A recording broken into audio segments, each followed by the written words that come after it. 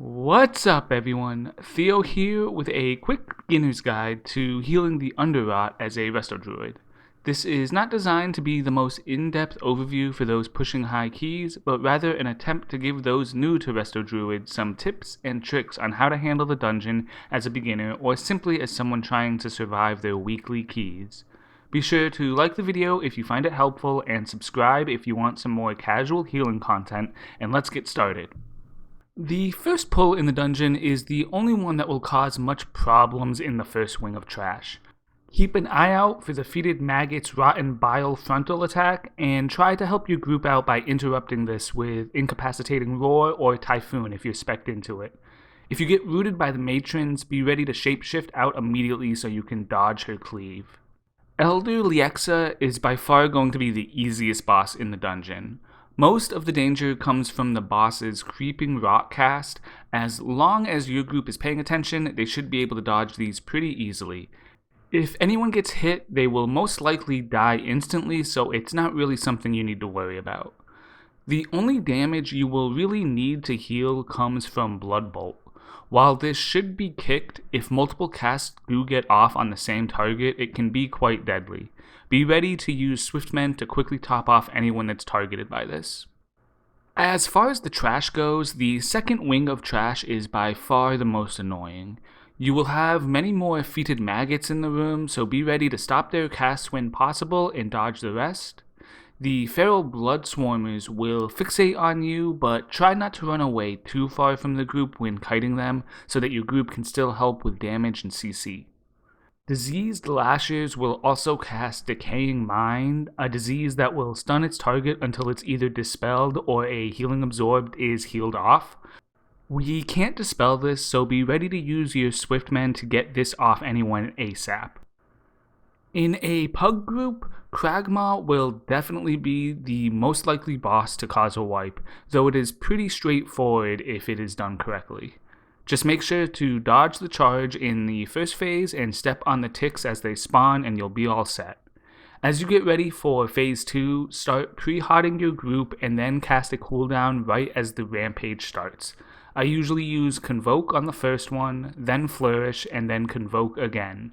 This will ensure that you can focus all of your attention on stepping on the ticks as they spawn. Don't forget to use your mobility in cat form and help your group out with Stampeding Roar. The third set of trash are pretty straightforward. The reanimated guardians will cast a dot Wicked Embrace on a random target. Dispel this immediately as it can be very deadly on fortified weeks.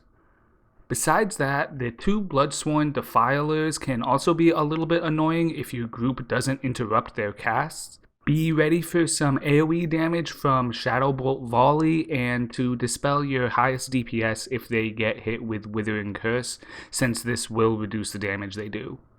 Sporecaller Zancha will either be very easy or almost impossible to heal depending on how your group handles the mushrooms. Unfortunately, as a healer, we are not targeted by the boss's upheaval, so we can't really help with any of the mushrooms. We also can't help with dispelling anyone throughout the fight since it's all diseases. All we can do is dodge the spores and be ready to pop a cooldown when the boss casts Festering Harvest. Be sure to pre-hot the group before this cast begins. As he begins to cast this, glance around the room and see how many mushrooms are still up. If there aren't any or just a few, Convoke should be fine to handle the damage that comes out.